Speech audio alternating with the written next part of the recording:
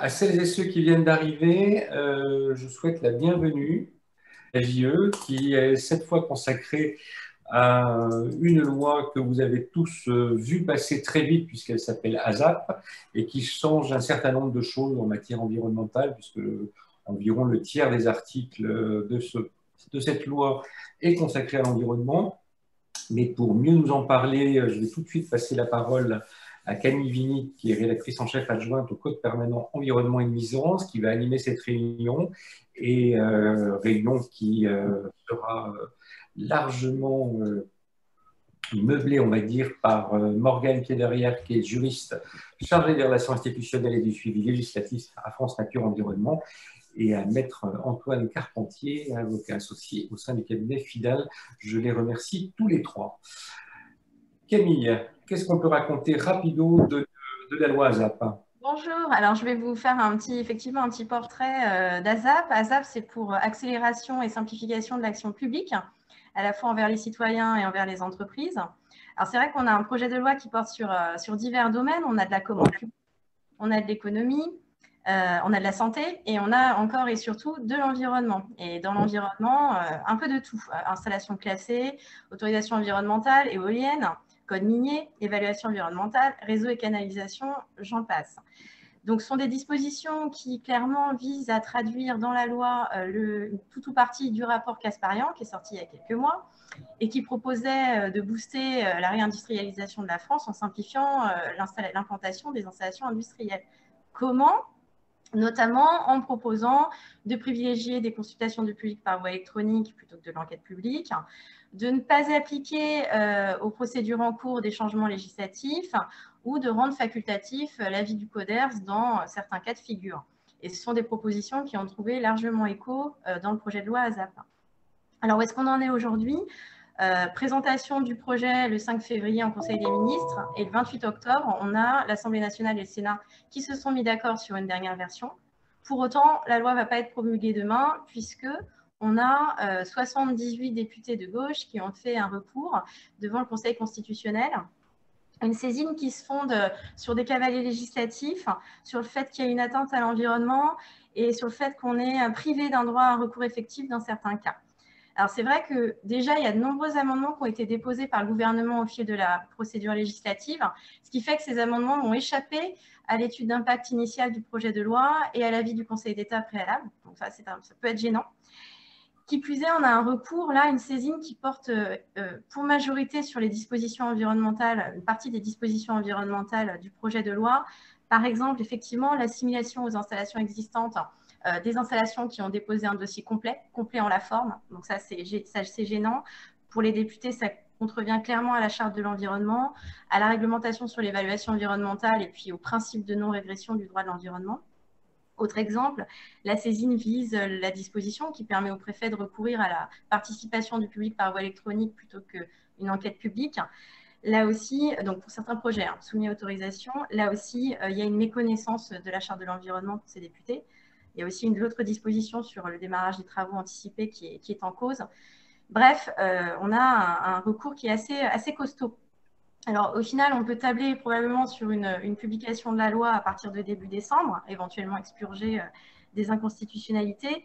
Je veux vous préciser aussi que dans le projet de loi, à la fin, on a une disposition qui précise qu'une partie non négligeable des dispositions environnementales de la loi s'appliquerait aux procédures engagées après la publication de la loi. Donc, au final, est-ce qu'on a une régression de l'environnement? Est-ce qu'au contraire, on a une sécurisation juridique des investisseurs et des porteurs de projets? Là est la question.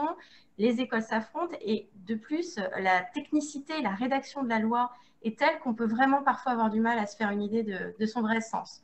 Et pour nous éclairer, je voudrais remercier Morgane Pied-Derrière, qui est juriste et chargée du suivi législatif et des affaires institutionnelles à FNE, à France Nature Environnement, et Maître Antoine Carpentier, qui est avocat chez FIDAL, et qui vont nous proposer une analyse croisée de ce projet de loi et notamment de ses dispositions environnementales. Je terminerai en disant que vous avez un chat si jamais vous voulez poser des questions. Voilà. Donc, je vous passe la parole, Morgane. Merci Camille, bonjour à tous. Donc, je travaille pour France Nature Environnement, c'est la fédération des associations de protection de l'environnement. On en regroupe à peu près 3500 sur tout le territoire. regroupés en fédérations départementales et régionales. Ce qui fait qu'on a un gros réseau de juristes partout sur le territoire qui sont au quotidien en train de manipuler le droit de l'environnement, de s'en servir pour essayer de faire appliquer au mieux la loi, ce qui nous donne un gros prisme droit de l'environnement dans notre travail de plaidoyer au niveau national. Donc pour nous, cette loi ASAP, elle pose problème. Alors, on n'est pas contre la simplification, hein, soyons clairs, personne n'aime faire de la paperasse inutile, donc pourquoi pas simplifier? Le problème, c'est que l'usage de ce terme, il est bien souvent abusif. Cette loi est inscrite dans un contexte. Depuis 2011, il y a eu 6 lois de simplification. En tout cas, en matière environnementale. Il y en a sans doute eu plus, mais pas dans les domaines que je suis. Et bien souvent, ces simplifications, de notre expérience, ça se révèle être des régressions. Très souvent, il s'agit de créer des dérogations, des régimes exceptionnels aux règles existantes. Et à chaque fois, dans ces processus de simplification, on est dans une logique où les normes, elles sont uniquement perçues comme des contraintes, comme quelque chose qui prend du temps, et donc il faut simplifier au maximum pour permettre un réel développement économique, pour libérer l'activité économique. Et donc du coup, quand on est dans ce point de vue, on oublie que ces règles, elles ont un but. Elles n'ont pas été créées juste pour faire perdre du temps à des industriels, hein. Elles ont été créées comme des protections pour les personnes et pour leur environnement. Et du coup, bien souvent, quand on simplifie ces règles, on a abouti à remettre en cause des protections. Ces multiples réformes de simplification, ça crée aussi un problème d'intelligibilité du droit. Camille en a parlé rapidement.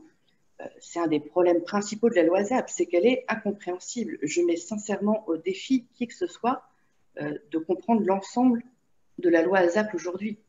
On a eu, au fur et à mesure de son élaboration, énormément d'échanges avec des juristes dans les différents ministères, avec les différents députés et sénateurs qui ont travaillé sur le texte. Personne n'arrive à se mettre d'accord sur ce que contient cette loi. On ne lit pas les mêmes choses. Donc clairement, à force de dérogations, d'exceptions, etc., on a abouti à un droit très complexe. Globalement, aujourd'hui, je ne vous conseille pas de vous faire tomber le code de l'environnement sur le pied. Ça fait mal. Il est devenu énorme à force de dérogations et d'exceptions. Et ça pénalise notamment les petites entreprises qui n'ont pas toujours de juristes en interne et qui n'ont pas toujours les moyens de se payer un bureau d'études pour décrypter le droit. Et puis, ça crée aussi des inégalités sur le terrain. Parce qu'aujourd'hui, par exemple, avec cette loi ASAP très complexe, je pense qu'il va y avoir des interprétations différentes. Et donc, on va aboutir à des applications plutôt inégales sur le terrain. Donc, je vais illustrer ça par quelques articles. Alors, je ne vais pas faire une analyse complète. Donc, le texte, à la base, il faisait 49 articles. Là, dans la version soumise au Conseil constitutionnel, il y en a 149. Donc, vous voyez l'inflation majeure qu'il y a eu. Une centaine d'amendements d'articles ont été ajoutés et des centaines d'amendements. Donc, le texte il est devenu très complexe. Je pense que ça va prendre des mois, peut-être même des années, d'avoir une vision vraiment globale des réformes portées par le projet de loi ASAP. C'est au fur et à mesure des contentieux et puis aussi de la jurisprudence des différents niveaux judiciaires, qu'on va réussir à vraiment comprendre ce que cette loi change. Je vais me concentrer sur le titre 3. Pour information, Maître Carpentier et moi-même allons utiliser la numérotation des articles tels qu'elles étaient numérotés dans le projet de loi initial et qui ont été numérotés au fur et à mesure de l'examen. Sachez que, bien évidemment, au moment où la loi sera promulguée, il y aura un lissage de la numérotation pour éviter les articles 25 10 AA ou article 33 quater 6B.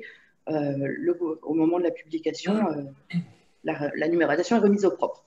Donc évidemment, la numérotation dont je vous parle aujourd'hui ne sera plus valable au moment de la promulgation, mais si vous voulez, je pourrais vous faire les petites passerelles si nécessaire. Je dis très rapidement un mot avant de commencer sur les installations classées pour la protection de l'environnement. Donc, vous êtes journaliste de l'environnement, donc vous le savez probablement, donc je vais aller très très vite. En France, il y a des installations, ce qu'on appelle les installations classées pour la protection de l'environnement. Il y en a à peu près 500 000. Donc, c'est toutes les installations susceptibles d'avoir un effet sur l'environnement du fait des substances qu'elles utilisent, du fait de leurs activités. Et en fonction de leur taille, de leur puissance et puis de la quantité de produits utilisés, elles peuvent être répertoriées dans différents régimes, celui de la déclaration, celui de l'enregistrement ou celui de l'autorisation. Donc, Pour les 9/10 des ICPE, elles sont soumises juste à déclaration, c'est-à-dire qu'on remplit un dossier, il n'y a pas d'instruction qui est faite, le dossier vaut approbation tacite du préfet, donc ça va très vite. C'est le régime le plus facile. Le plus dur, c'est le régime de l'autorisation, où là, on doit avoir un avis de l'autorité environnementale, une enquête publique, avec un commissaire enquêteur qui donne un avis, et au final, une autorisation préfectorale. Donc ça, c'est vraiment pour les installations les plus dangereuses, en général, les usines classées Seveso, qui manipulent des produits potentiellement toxiques, où il y a des risques d'explosion, ce genre de choses. Et puis, il y a un niveau intermédiaire qui a été créé en cours de route, qui s'appelle le régime de l'enregistrement. Et donc là, bon, c'est entre les deux. Il y a une concertation qui est plutôt limitée. C'est le préfet qui peut décider ou pas si, par exemple, on doit faire avis à des instances de concertation, si ou non il faut une enquête publique. Donc, c'est quelque chose de plus léger, où c'est un peu au bon vouloir du préfet de savoir quelle est la lourdeur de la procédure qu'il faut mettre en place. Alors, je vous disais que pour nous, le projet de loi ASAP contient un certain nombre de régressions. Il y a 3 types de régressions. Les régressions qui remettent en cause le droit de la participation du public, donc la possibilité pour les citoyens de participer aux décisions qui impactent leur environnement. Le deuxième, des atteintes au droit de l'environnement. Et puis, le troisième type de régression, c'est ce qui va rendre le contentieux pour faire appliquer le droit de l'environnement un peu plus complexe. Alors, je commence par le droit de la participation, en commençant par le fait que pour France Nature Environnement, raboter des procédures de participation du public pour gagner du temps, pour faire gagner du temps aux industriels, c'est une fausse bonne idée. Parce que certes, ça peut prendre un petit peu de temps, souvent une enquête publique va durer 2 mois, donc en effet, ça prend un petit peu de temps en termes de procédure. Par contre, la bonne chose dans ces enquêtes, c'est qu'elles permettent d'améliorer les projets, de les rendre plus pertinents, de les rendre moins néfastes pour l'environnement, plus respectueux du droit et puis globalement moins impactants pour les personnes vivant autour. Les bâclés, du coup, ça signifie accroître le risque de contentieux. Et un contentieux, in fine, c'est beaucoup plus chronophage et coûteux que prendre quelques mois pour faire une vraie consultation du public. Donc, on trouve vraiment dommage l'idée sous-jacente de ce projet de loi, en tout cas de plusieurs de ces articles, de dire qu'on va gagner du temps en rabotant les procédures de participation du public. Donc, la première illustration, c'est l'article 24. L'article 24, il permet au préfet de choisir pour certains projets de ne plus concerter certaines instances, comme le Conseil départemental de l'environnement et des risques sanitaires et technologiques, donc ce qu'on appelle le CODERST, ou encore la Commission départementale de la nature, des paysages et des sites. Donc, c'est des instances de concertation. Par exemple, dans le CODERST, il y a des associations de protection de l'environnement, mais aussi des riverains, il y a aussi des médecins, donc des personnes qui sont susceptibles d'avoir un point de vue un petit peu différent de l'administration qui instruit le dossier. Donc, elles peuvent faire apparaître d'autres enjeux qui n'avaient pas été vus, elles peuvent faire apparaître des solutions aussi pour améliorer les choses qui n'avaient pas été perçues par les personnes qui ne vivent pas sur place ou qui n'ont pas de formation de médecin, etc. Donc, cette concertation elle permet vraiment d'enrichir le projet et de l'améliorer. Et donc, se dire qu'on va permettre au préfet de se passer de cet avis du CODERST ou de la Commission nationale des sites et paysages, pour nous, c'est vraiment dommage. Même si, évidemment, ce n'est pas pour tous les projets, hein, c'est uniquement pour un certain type de projet que ça va être possible, mais on trouve ça regrettable. Le deuxième article qui va dans ce sens, c'est l'article 25. Il permet au préfet de décider que pour un certain nombre de projets, donc en l'occurrence les ICPE soumises à autorisation, qu'au lieu d'avoir une enquête publique, on aura une simple consultation électronique. Donc, ce qui veut dire qu'au lieu d'avoir une enquête publique, vous avez un commissaire enquêteur qui est un être humain déjà, une personne qui est capable de vous répondre, qui est capable de vous expliquer, qui organise la procédure, qui est garant de la qualité de la procédure, et donc qui va aussi organiser des réunions physiques où vous pourrez vous rendre, où vous pourrez vous poser des questions sur les projets qui vont impacter votre environnement. Il peut vous apporter des réponses, permettre d'améliorer la bonne compréhension du projet, apaiser d'éventuelles tensions. ou au contraire faire remonter une tension forte et donc la nécessité de trouver des solutions. Donc voilà, avoir quelqu'un qui est garant de cette procédure est vraiment important. Eh bien, pour certains projets, on aura une simple consultation électronique, donc vous pourrez poster votre avis sur Internet et c'est tout. Il n'y a pas de possibilité de débattre, il n'y a pas de possibilité d'avoir une réponse. Vous n'avez pas vraiment de retour sur la façon dont c'est pris en compte, même si la plupart du temps, il y a une synthèse qui est fournie à la fin, mais vous n'avez pas de réponse sur vos questionnements. Et puis, il y a clairement aussi les questions de fracture numérique. Tout le monde n'a pas accès à Internet de la même façon. Donc, à un moment où, clairement, les Français, ils ont fait part de plus en plus d'une volonté de participer davantage à la vie publique, notamment au niveau local, se dire qu'on va supprimer des procédures de participation pour les remplacer par des consultations électroniques, vraiment, on trouve ça dommage et on craint que ça multiplie à la fois des contentieux et puis des tensions sur le terrain, au lieu d'essayer de simplifier les choses. Donc ça, c'était 2 exemples en matière de régression pour la participation du public. Un exemple de régression pour le droit de l'environnement, c'est l'article 26, qui permet, toujours au préfet, hein, le préfet est un peu la star de ce projet de loi, de permettre à l'industriel de débuter des travaux de construction avant d'avoir l'autorisation environnementale pour son projet. Pour nous, c'est vraiment un problème. Il y a un gros risque que, du coup, avec les travaux de construction, il y ait un certain nombre d'atteintes à l'environnement, des destructions, des artificialisations, etc., qui, au final, vont peut-être servir à rien parce que l'autorisation environnementale, elle sera peut-être refusée in fine. Donc, du coup, on risque des destructions de la nature inutiles et puis on risque aussi un gaspillage d'argent pour le porteur de projet qui aura investi pour rien, ce qui n'est pas non plus une bonne solution pour lui. Donc, bon, il y a certaines. Le projet de loi nous dit, l'exposé des motifs du projet de loi nous dit, mais ne vous inquiétez pas, pour avoir l'autorisation de construire, il faut une autorisation classique de construction, donc c'est pris en compte, les éventuelles destructions de l'environnement. Mais du coup, c'est dommage parce qu'un des avantages de l'autorisation environnementale, c'est d'avoir une enquête publique qui va permettre, à la fin, et puis une instruction de tous les services instructeurs administratifs. Et toute cette procédure, elle aboutit à des prescriptions qui permettent d'améliorer le projet, de le rendre moins dangereux. Et donc, si on part sur un exemple d'un entrepôt où on va bientôt avoir une activité de stockage de produits dangereux. Donc, pour stocker les produits dangereux, vous en doutez, il faut une autorisation.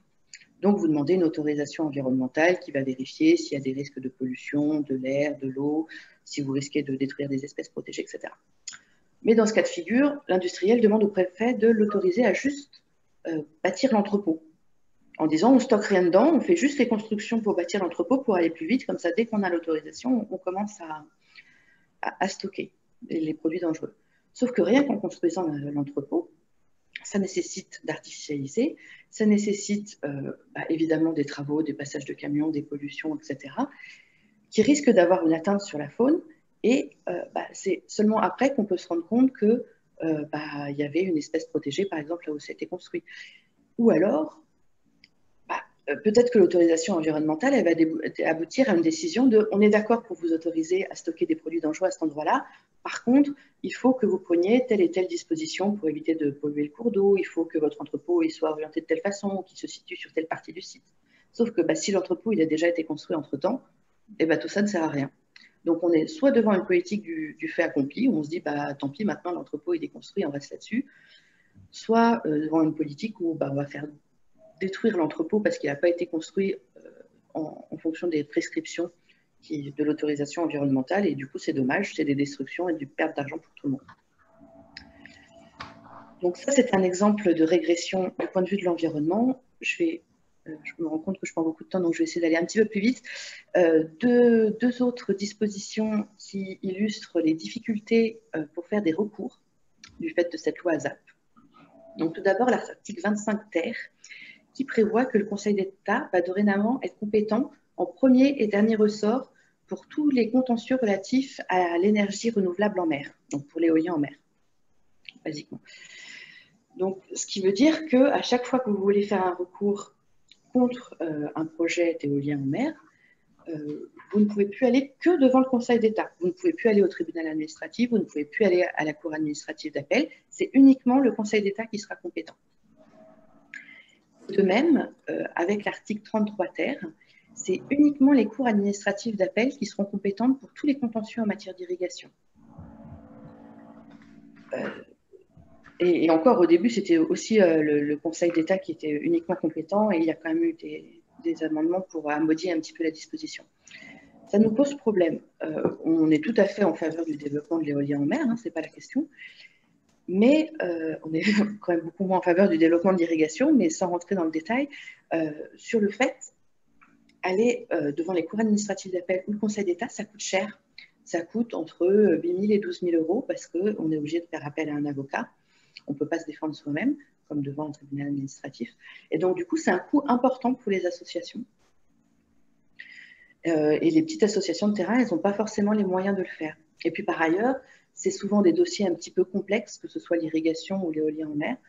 Et donc, il est quand même utile d'avoir plusieurs degrés de juridiction pour pouvoir, si y a eu un jugement sur lequel on estime ne pas avoir été compris, si on estime que notre argument n'a pas été pris en compte, pouvoir faire appel, c'est quand même une façon d'améliorer la justice. Et donc supprimer des degrés de juridiction pour des dossiers complexes et qui ont des lourds impacts environnementaux, on trouve ça vraiment regrettable.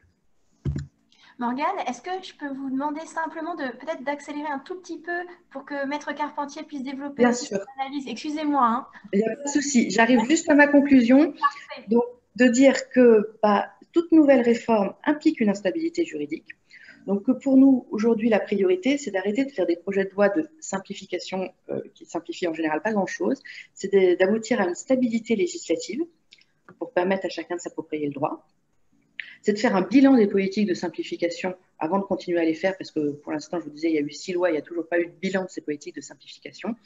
Et puis, c'est de donner des moyens humains aux services instructeurs pour faire leur travail, parce que bien souvent, si en effet, ça prend beaucoup de temps en France parfois de mettre en œuvre des projets qui impactent l'environnement, c'est qu'il y a de moins en moins de moyens dans les administrations pour que les dossiers soient traités.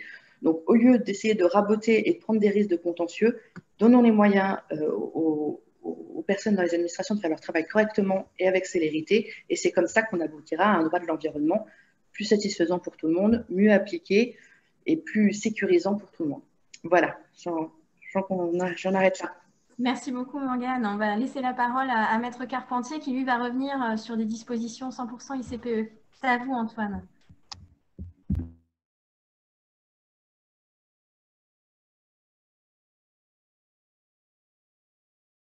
Antoine, il faut que vous rebranchez votre micro.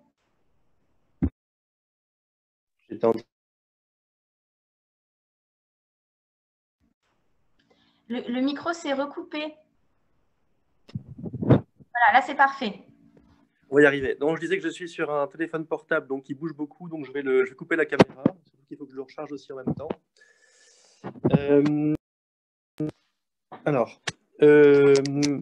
Moi je vais rentrer sur quelques articles qui concernent les installations classées. On est sur un texte qui pour moi est un texte plutôt, je qualifierais de texte technique, plutôt intermédiaire. On n'est pas sur une grande réforme du droit de l'environnement dans ce texte-là. Et c'est un peu un toilettage de certaines dispositions qui, à mon avis, a pour principal objet de répondre à certaines remontées de terrain, peut-être un peu ponctuelles, peut-être à la faveur de certains dossiers, ou en tout cas une mise à jour de certains sujets du Code de l'environnement. Sur le volet, en fait, installation classée, il y a, je dirais, une dizaine de dispositions qui sont intéressantes. Je dirais qu'elles sont très intéressantes pour les praticiens.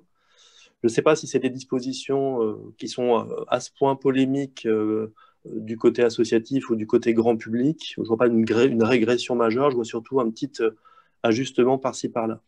Alors, il y a une première disposition qui peut donner l'impression d'être un peu une régression, mais qui se comprend. C'est une disposition par laquelle, alors c'est un peu la technique du droit de l'environnement, hein. On va faire un schéma simple. Lorsque vous avez une installation classée qui est existante, il est possible pour le préfet et il est possible pour le ministre de modifier les prescriptions qui lui sont applicables. Et il était prévu depuis longue date que lorsque c'est le préfet qui modifie les prescriptions, le préfet ne peut pas prendre des nouvelles prescriptions qui vont modifier le gros œuvre ou apporter des modifications considérables aux conditions d'exploitation, tout simplement parce que si d'un point de vue technico-économique, il n'est pas possible de changer les dispositions constructives ou s'il n'est pas non plus possible de changer considérablement le mode d'exploitation, l'industriel ne s'y retrouve pas. Et donc, c'était prévu effectivement lorsque les prescriptions préfectorales nouvelles sont prises, qu'on a ce garde-fou pour l'industriel. Le texte ne le prévoyait pas lorsque les nouvelles prescriptions sont fixées au niveau ministériel. Le ministre de l'Environnement a le pouvoir, catégorie d'installation classée par catégorie d'installation classée, de modifier les prescriptions qui sont applicables. Et en fait, on a doublé en fait, le même garde-fou qu'on avait au niveau préfectoral, au niveau ministériel, qu'on n'avait pas. Ça avait été jugé par le Conseil d'État en 2012. Désormais, lorsqu'un ministre prend un nouveau texte qui va s'appliquer à toutes les mêmes catégories d'installation sur le territoire national, les nouvelles prescriptions ne peuvent pas avoir comme conséquence de porter une atteinte aux gros œuvres. Avec, encore une fois, le principe qui est ainsi posé et des garde-fous qui sont également posés à ce pouvoir du ministre de ne pas fixer des dispositions qui sont applicables aux gros œuvres pour les installations qui sont existantes, puisque c'est sous réserve de motifs tirés de sécurité, santé, salubrité publique et respect des engagements internationaux de la France.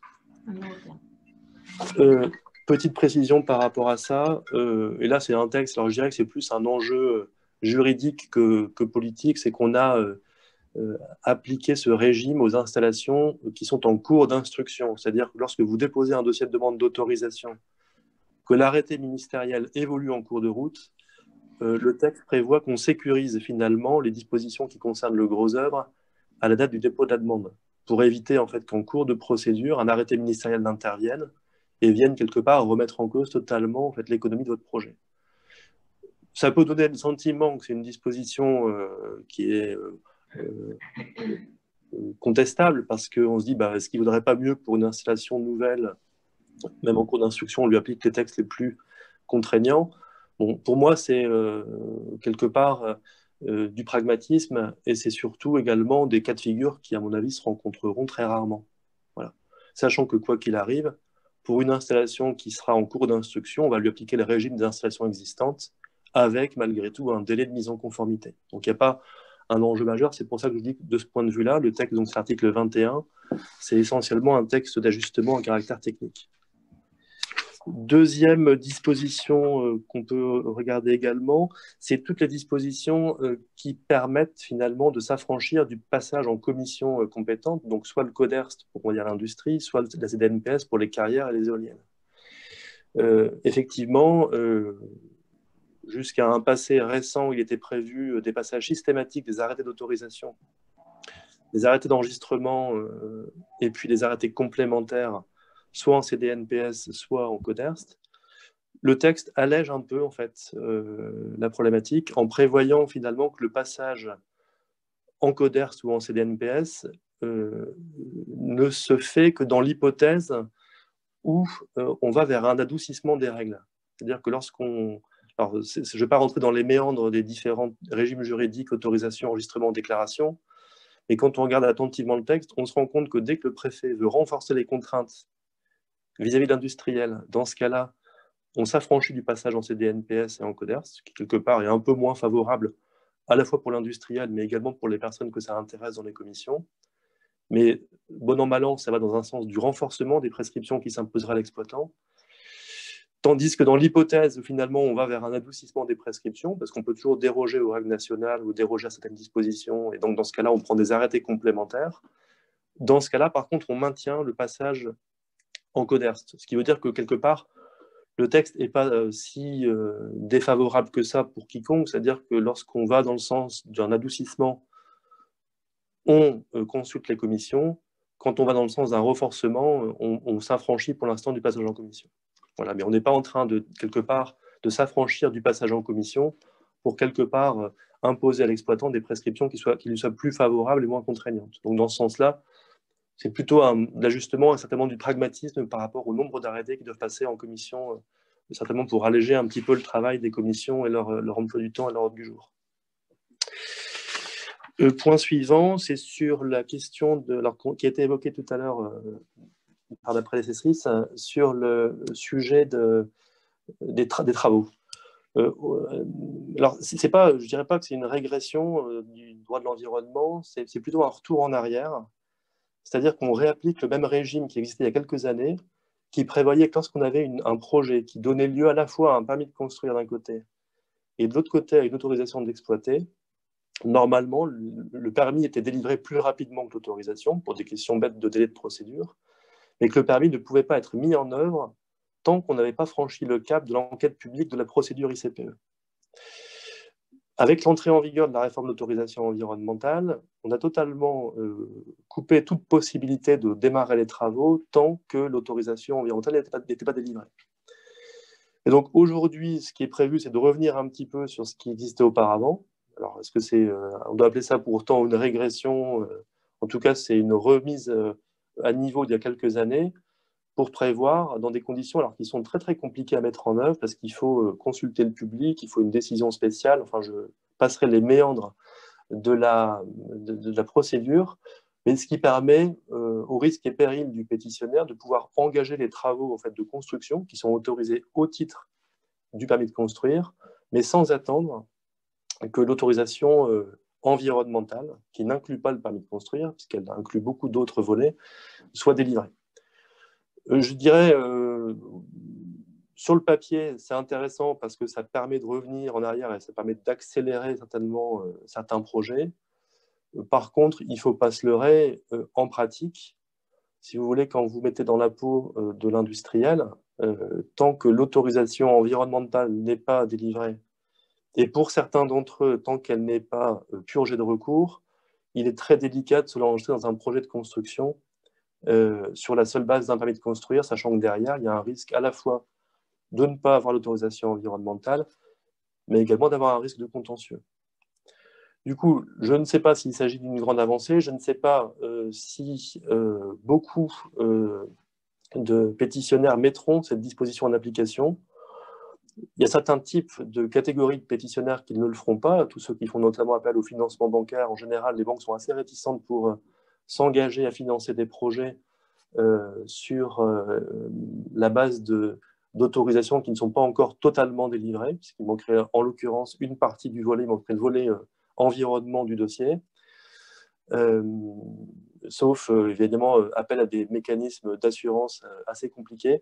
Donc, je ne sais pas s'il y aura un impact majeur en fait, à cette disposition. Je ne sais pas si c'est vraiment une demande. Je ne sais pas vous dire s'il y aura un impact majeur à cette disposition-là. En tout cas, dire que c'est une régression, ça me semble un peu beaucoup. Je pense que c'est encore une fois, refaire un petit peu ce qui existait il y a quelques années. J'ajoute également, parce que le point a été soulevé, c'est qu'il y a beaucoup de garde-fous qui sont mis dans le texte.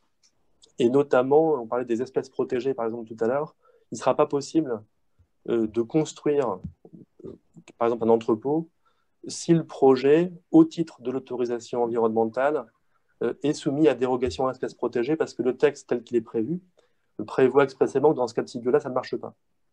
Voilà. Donc il y a beaucoup de garde-fous, beaucoup de conditions avant que le texte s'applique, une procédure un petit peu complexe à mettre en œuvre, ce qui fait qu'en fait, on revient un petit peu à l'état d'auparavant, mais en plus difficile pour tout le monde. Disposition suivante qui... alors, un peu... pardon ? Sur les sols pollués, peut-être, maître ? Alors, juste, j'aurais juste un truc qui est un peu intriguant, en fait. C'est pas tant de la politique ou de la régression, je ne sais quoi. Il y a une disposition qui concerne le changement d'exploitant, en fait. Oui. Ouais, alors c'est très technique, mais ce qui est un peu étonnant, c'est que c'est un sujet qui existe déjà, parce que le Code de l'environnement, en fait, depuis belle lurette, prévoit les conditions dans lesquelles un exploitant d'installation classée peut changer. Il y a deux grands régimes. Hein. Pour les installations les plus banales, c'est une déclaration qui va être en préfecture dans le mois qui suit la reprise de l'exploitation. Et pour les installations les plus sensibles, type les Céveso, les carrières, les stockages de déchets, là, il faut une autorisation préalable du préfet. Et dans ce cas-là, on fait le changement d'exploitant, on demande au préfet, il accorde l'autorisation, et après, on peut faire le changement d'exploitant. Ce qui est un peu étonnant, c'est que comme si un peu les textes n'existaient pas, on a une nouvelle disposition qui est inclue dans le chapitre du Code de l'environnement sur l'autorisation environnementale, dans lequel on prévoit que l'autorisation de changement d'exploitant peut être demandée, alors dans tous les cas de figure, c'est-à-dire alors même que normalement le régime est celui de la déclaration de changement d'exploitant, et avec une visée qui est de permettre finalement d'avoir un site multi-exploitant. Oui. C'est-à-dire que c'est un changement partiel. Alors, le changement partiel, normalement, c'est une question qui se pose au quotidien. Moi, je sais que c'est un sujet sur lequel on a beaucoup phosphoré cet été pour un projet un peu compliqué, un projet à plusieurs interlocuteurs. Est-ce qu'on pouvait faire un changement partiel d'exploitant? La réponse était normalement oui, au regard du droit existant. Là, ce qui est intéressant, c'est que ça permet de comprendre comment ça va s'encadrer. C'est-à-dire qu'il faudra en fait regarder si au final l'exploitation à 2 ou 3 sur le même site se fait avec les mêmes quelque part garanties environnementales que si c'était à une personne. Voilà. Donc on encadrera un petit peu plus. Antoine, je vous interromps parce que ce qui est curieux, c'est qu'on a l'appel à la notion de modification substantielle dans le cadre de cet article. Et moi, j'ai du mal à voir en fait en quoi on a recours à ce concept en fait. Ouais, je suis entièrement d'accord avec vous. Normalement, la modification substantielle, c'est une modification qui est apportée par un exploitant lambda à son exploitation à lui. Il est prévu dans le Code de l'environnement qu'il peut y avoir une modification substantielle en cas de changement dans le voisinage. Mais effectivement, normalement, c'est un jeu qui se joue tout seul, c'est-à-dire c'est l'exploitant en cours avec l'administration. Là, on fait quelque part intervenir la notion de modification substantielle dans un concept qui est totalement différent, qui est un concept de changement d'exploitant. Normalement, ce n'est pas du tout les mêmes notions qui s'appliquent. Ah oui. Et on a l'impression, effectivement, pour être tout à fait sincère, dans la pratique, ce n'est pas un réflexe qu'on n'a jamais vu. Il arrive de temps en temps qu'avec certaines DREAL, les modifications d'exploitants, changements d'exploitants, notamment lorsqu'on passe sur un site multi-exploitant, oui, soient un peu analysées comme elles, comme pouvant être de près ou de loin en lien avec une modification substantielle. Ça se voit. Là, ce qui est embêtant, c'est que c'est effectivement consacré par la loi. Je n'ai pas vu, moi, tous les travaux préparatoires, mais c'est très clairement un sujet qui, pour les spécialistes du droit de l'environnement, doit être réfléchi. C'est un sujet qui n'est pas aussi simple que ça.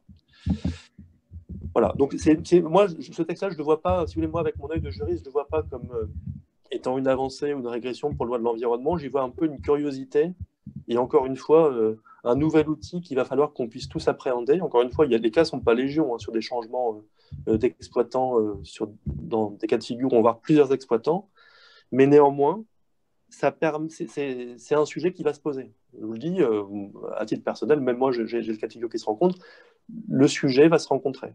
Voilà. Oui, est-ce qu'il y a un joint à faire avec la notion de plateforme industrielle? Alors, peut-être, on a eu l'an passé un décret qui est venu, pareil, un petit peu organiser un manque en fait qu'on avait un peu en droit français, qui était la gestion des sites multi-exploitants. La gestion du site multi-exploitant depuis une vingtaine d'années, c'est un serpent de mer. On n'arrivait pas en fait à le faire rentrer dans des cadres bien définis. En fait, on faisait avec les textes dont on disposait. Donc, il y avait beaucoup de théories juridiques sur les sites multi-exploitants. Il y avait même une thèse sur le sujet. Aujourd'hui, effectivement, on est en train de se dessiner, et peut-être que le texte qui est là en fait partie, on est en train de dessiner les contours d'un encadrement un peu plus clair des sites multi-exploitants. Et pour moi, ce n'était pas du luxe. Ça peut se justifier, si vous voulez. Autant il y a beaucoup de textes qui sont régulièrement pris en matière d'environnement, autant là, on manquait de quelque chose. Et effectivement, mis tout ensemble, c'est-à-dire que vous prenez la réforme de l'an passé sur les sites multi-exploitants, vous ajoutez ce texte-là, ça permet d'avoir un nouveau corpus juridique qui permettra peut-être d'appréhender un peu mieux les sites multi-exploitants. Je ne dis pas qu'on ne pouvait pas le faire, mais on le faisait avec les moyens qui n'étaient peut-être pas nécessairement prêts à l'emploi pour le faire. Par contre, là, on a des textes maintenant qui permettent d'encadrer l'ensemble des problématiques qui sont liées aux sites multi-exploitants. Mais oui, je pense qu'il y a un lien, effectivement. Il nous reste quelques minutes pour... Voilà.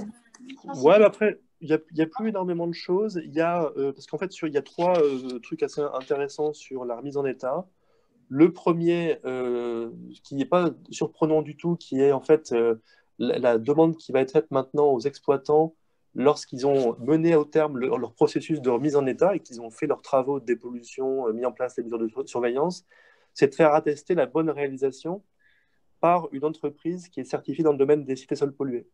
Et finalement, ce n'est pas du tout aberrant quand on sait que depuis maintenant 2014, la loi Allure, on imposait la même chose au stade de la reconversion, c'est-à-dire que les personnes qui faisaient les reconversions de terrains industriels avaient l'obligation de se doter des moyens d'études pour être bien sûr que le projet serait compatible avec l'usage auquel il le destine, mais également de faire certifier en amont et en aval par des bureaux d'études.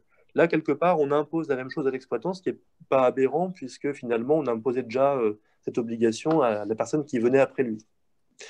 Deuxième sujet, alors là c'est encore de la grande technicité, mais je ne vais pas passer trop de temps dessus, c'est que on a prévu il y a quelques années également dans la loi ALUR un mécanisme de tiers substitué qui permet quelque part à une personne qui vient reprendre un terrain industriel de prendre les habits de l'exploitant pour faire les travaux à sa place, on va dire simplement, et de manière officielle par rapport au préfet. Bon, bah, on a rajouté maintenant, puisqu'on ne peut jamais s'en empêcher, le stade suivant qui est la personne qui va se substituer à la personne qui s'est substituée. Et puis dans 2 ans, on aura la personne qui se substituera à celle qui s'était substituée, à celle qui s'était substituée. Voilà, pour faire simple. Mais c'est dans l'ordre des choses. Mais l'article, là, pour le coup, est assez sibyllin et beaucoup moins complexe que la réforme de la loi ALUR qui avait introduit le tiers substitué, dont le décret d'application tenait sur une dizaine de pages quasiment. Mais c'est pas aberrant qu'on ait ce texte-là non plus. Hein. Et enfin, un dernier point qui est très intéressant, qui est la possibilité maintenant pour le préfet d'imposer un calendrier sur la remise en état. La procédure de remise en état en fait, des sites industriels est aujourd'hui très encadrée depuis la loi Bachot de 2003 et son texte d'application de 2005. Là, l'ajout en fait, qui est fait par la loi, c'est de prévoir que le préfet peut donner le rythme. C'est-à-dire que jusqu'à présent, c'était dépôt du dossier de cessation d'activité, dépôt du mémoire de cessation d'activité, arrêté préfectoral, exécution de l'arrêté préfectoral. Là, d'après ce que je lis, il semblerait que l'arrêté préfectoral qui va imposer les prescriptions de remise en état puisse également imposer des délais, ce qui n'est pas systématique. On le voit dans certains arrêtés. D'autres arrêtés, on ne les voit pas et on laisse le temps à l'exploitant de mener son projet sur la durée qui lui est nécessaire. Là, on aura peut-être des dispositions qui vont maintenant dire tel travaux doivent être faits sous tel délai. Voilà. Donc voilà, c'est pour ça que je ne sais pas si c'est un peu frustrant la prise de parole, mais il n'y a pas pour moi de sujet dans ces textes, c'est surtout des sujets techniques en fait. Voilà, sans prise de parti particulièrement sur est-ce qu'on est sur des améliorations, sur des régressions. Pour moi, on est plus du niveau du toilettage en fait dans ce texte. Très bien, merci à tous les deux. Il nous reste peut-être 1 minute si jamais quelqu'un veut poser une question.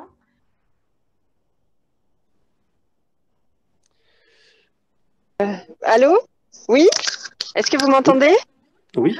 Oui, bonjour, Anne-Laure Varal de France Info. Pardon, j'ai manqué un bout du webinaire, donc j'ai peut-être posé une question bête, mais vous avez dit à plusieurs reprises, les remontées de terrain expliquent un petit peu pourquoi il y a eu cette loi.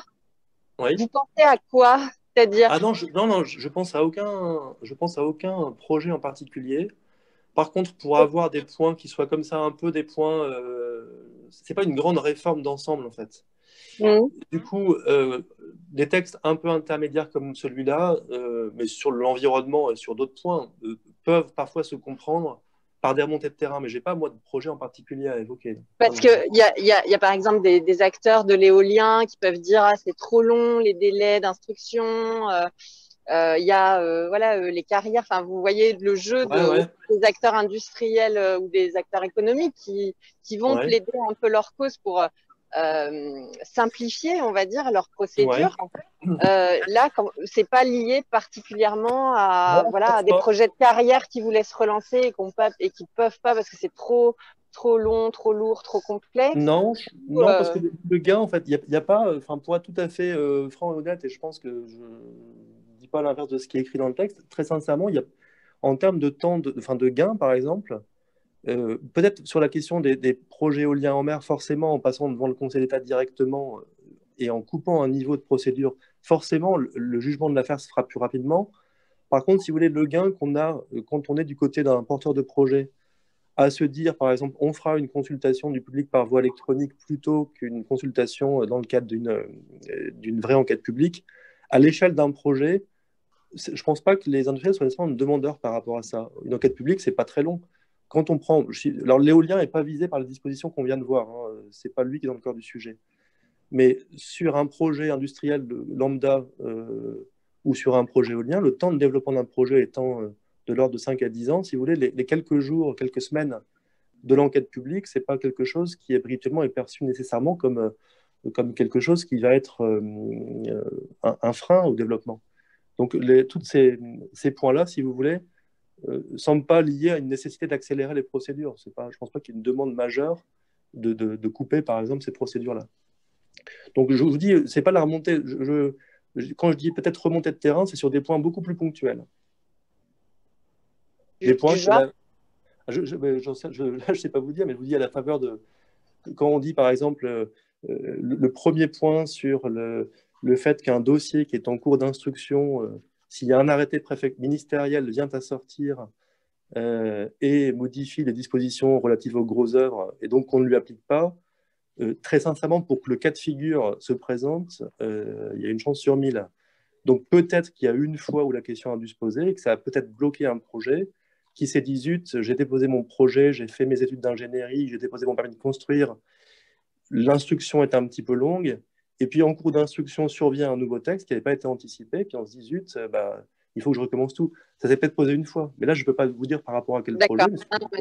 Je comprends mieux ce que vous vouliez dire par remontée de terrain. Moi, je pensais que c'était sur voilà, des thématiques de certains projets qui voilà, n'avaient pas pu avancer parce que les textes changeaient trop. D'accord. Ok, non, merci. pas par rapport à cette loi-là. En tout cas, sur ce qu'on vient de voir là ce matin, non, il n'y a pas. Il y en a eu des textes avec des modifications qui ont été liées à des remontées de terrain de filière. Celui-là, très clairement, moi, je ne vois pas. Une question de Laurent Ralisson, je crois. Oui, bonjour. J'avais un problème de connexion tout à l'heure. Désolé, je n'ai pas pu me présenter pour Actu Environnement. Du coup, Maître Carpentier, vous estimez que, compte tenu de ce que vous dites, la censure du Conseil constitutionnel est peu probable, alors finalement? Ah là, je ne peux pas vous répondre. Je n'ai pas lu le texte de la saisine. Non, mais je n'ai pas lu le texte de saisine. Alors, si vous voulez, je l'ai, je pourrais vous l'envoyer. Ah bah, je regarderai avec beaucoup d'attention et si Camille peut me l'envoyer, je regarderai avec beaucoup d'attention.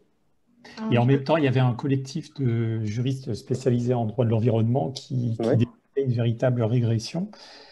Donc pour vous, vous avez une lecture qui est quand même très différente. Donc là, vous estimez en fait que ce sont des ajustements pratiques finalement sans grande incidence sur une éventuelle régression du droit de l'environnement. Oui, alors pareil, je serais de la même manière curieux de voir sur quel point, par exemple, on a dit qu'il y avait une régression. Si on peut prendre un exemple très concret, parce qu'il faut être concret sur les griefs qui sont formulés, est-ce que vous avez pu voir, par exemple, un point qui a été présenté comme une régression? C'est notamment le cas de la participation du public avec la diminution du périmètre de l'enquête publique. D'accord.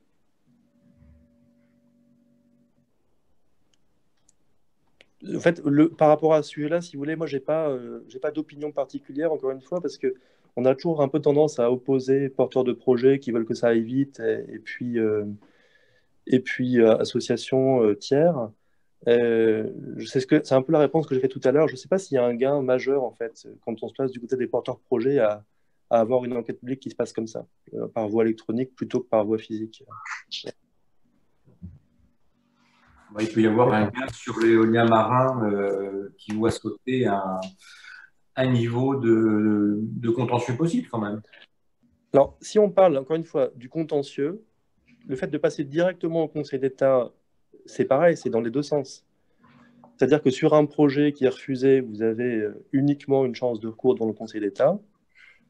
Sur un projet qui est accordé, les opposants ont une chance de recours devant le Conseil d'État, mais c'est le même problème qui s'est posé pour l'éolien terrestre. Lorsqu'on a coupé un degré de juridiction pour passer directement devant les cours administratives d'appel pour les contentieux éoliens terrestres, ça marche dans les deux sens. C'est-à-dire que, certes, ça permet d'avoir un traitement plus rapide des contentieux contre les autorisations, pour essayer de sécuriser les autorisations et d'avoir des autorisations définitives plus rapidement.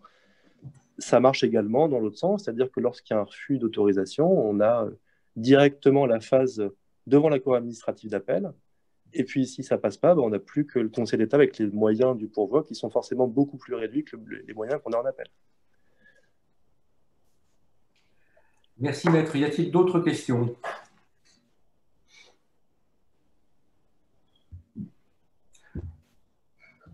Morgane, est-ce que vous avez une autre remarque, un commentaire, quelque chose?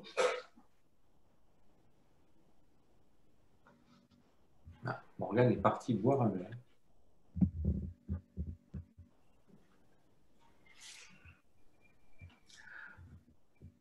Mais s'il n'y a plus de questions et plus de remarques, Camille, peut-être nous allons clôturer ce... Oui, nous allons remercier tous les journalistes qui ont pris le temps de nous écouter. Puis merci à Morgane qui est derrière et à Maître Carpentier pour leurs analyses et leurs réponses. Merci à tous et bon appétit. Merci. Merci. Merci, au revoir. Au revoir.